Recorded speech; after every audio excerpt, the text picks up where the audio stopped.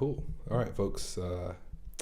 We're testing something different because whenever you're starting a YouTube channel, these are the things you do, and you're trying to figure out ways to get your information out to people the best way possible. This light actually might turn off now that I think about it. I just thought about this light. It doesn't have a lot of power, so we'll see how long this lasts. If the light goes out, if this light goes out, then we'll end the live. But what we're going to be talking about is 3 money habits, or just money habits that we wish we did in our 20s, money habits that hopefully some of our audience who are in their 20s and 30s can also establish, especially as everyday earners that are trying to become everyday millionaires. And so Stephanie's off the camera here, and she's going to give me some of the prompts to help me better understand and just follow a guide, because she's a lot more on top of things than I am. So let's go ahead and jump into those things. Stephanie, what is Habit 1 is assigned value. all right, so habit 1 is assigned value. So we kind of talked about this briefly before. To me, whenever we talk about assigned value, I think that as a young person, oftentimes, and I'm talking quietly because our kids are asleep next door, and this is what you do as a parent, as you parents know, but you 20-year-olds probably don't know.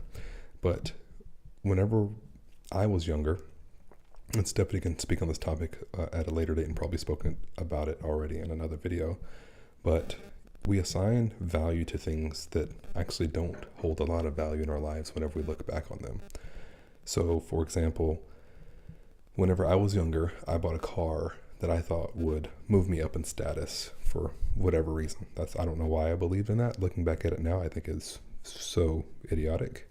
And, I think that's because of all the things that are pushed on us on a daily basis, rather than assigning value to things that are really important, which, to me, family is probably one of the most important things. And I think that I've always held that in high regard, and a lot of us do.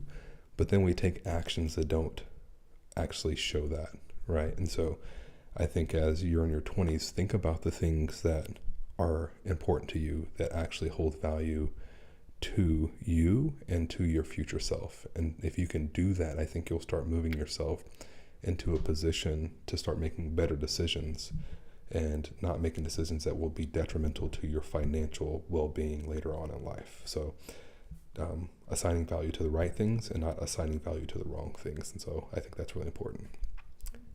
Test and then create. Ooh, I love this one. So I'm a big fan of testing. Some would say I'm a big fan of taking risk, but I also think that as a young person, you have the time now to test things. Whereas somebody at our age, 40, we still can. And I think somebody at 80 would be like, you're still young. So you want to test things. Like right now, for us, we're testing what it's like to be semi-retired, right? We're still working. This is work to us. This is fun work to us. And we get to pursue this as a passion. But in your 20s and even in your early 30s, I think you have so much time to test things, to invest your money in different things, to find out what doesn't work, because you have so much runway that you can make that up. And I think whenever you're in that time frame of your life, it seems like, oh no, this was an absolutely terrible decision. My life is over. I can't believe this happened. But if you go watch content on people that are older, I think you start to understand and see how much time, or how they look at time differently, right? I said this in an earlier video.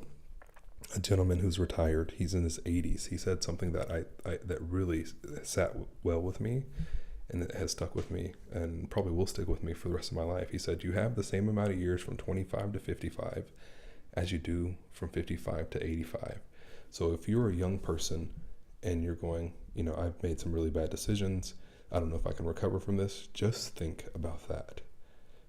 If you're in your 20s right now, if you're 25 right now, and you want to retire a millionaire, you still have time to make really good decisions that are going to put you in a position whenever you do become 55 or 59 and a half, whenever you start pulling out your retirement from your Roth and your different retirement accounts, that you still have from 55 to 85 if you're lucky enough to live that long, to enjoy that life. And so don't think that life is over.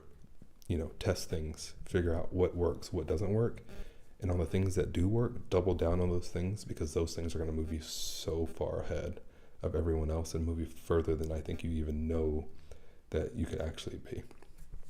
All right, so that's test and create. And do the hard things in life early. Oh, I like that. I think that kind of accompanies this other one that we just did, but okay, so do the hard things early. You know, I think that if we've all heard that, I think, in school, whenever we're younger and you get home to do your homework, your teachers would always say, do your hard homework first, because if you can do your hard homework first, then everything else is easy after that, right? And so as a young person, you have to work hard. You have to set things up that are difficult. You have to make difficult decisions, and you have to make decisions that are going to put you ahead. And sometimes those decisions are difficult decisions and hard decisions. But if you make those decisions now, you're going to be set up for life compared to everybody else. And so I want to give you some examples of that. It is hard to not have a lot of money as a young person and want to feel like you have a lot of money. I think we all think we want to be millionaires, but what we really want is the time and freedom that comes with money. And then we also want to know what it's like to be able to purchase things that rich people have, right? Or wealthy people have.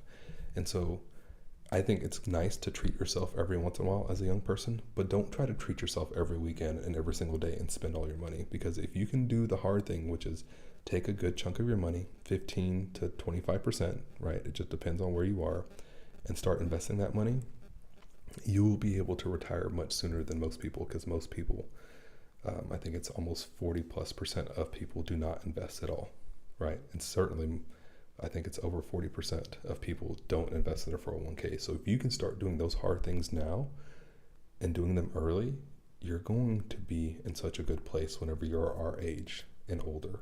You're going to be much further ahead. Like, we worked really hard. We made a lot of money because we worked hard. But if we would have invested sooner, Stephanie started investing in her 401k much sooner. And, you know, we're investing together now as a family. But knowing the things that we know now, I would have made the harder decisions, I think. I would not have partied all the time. I would not have eaten out as much. We didn't have Uber as much whenever, or it didn't come along until later in life. But I think I would have made much better decisions knowing the lifestyle that we have right now. If I knew that this was what it was going to be like, being able to walk to the beach with our kids, being able to take time in the middle of the day, and not worry about money as much, I think I would have made better decisions with my money, made harder decisions, and saved a lot more money, invested a lot more money, because we would be way, way further ahead if I would have made those decisions. And, you know, luckily, I think I found ways to work hard and be efficient, and so did Stephanie. But making harder decisions, like Stephanie did, investing her 401k, I would have done that, but I didn't have that knowledge. I wasn't equipped with that. So if you're watching this video, you're equipped with that knowledge now. So start making those type of decisions. All right, is that it? Cool.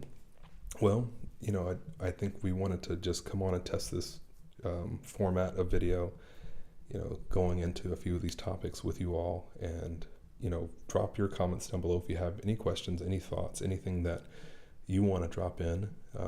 We know some of you are headed home from work right now. Some of you might be in your 20s that are headed to work right now.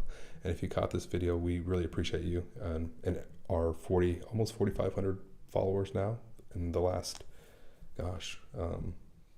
less than 60 days, less than 2 months. We really appreciate you, and we hope that we continue to bring valuable content that aids you in trying to be financially free and, you know, chase financial independence, and trying to improve that and try to get there much sooner than you think you can. So with that being said, I hope this video gave you a little bit more information and knowledge to give yourself permission to be wealthy, and we'll see you guys in the next video.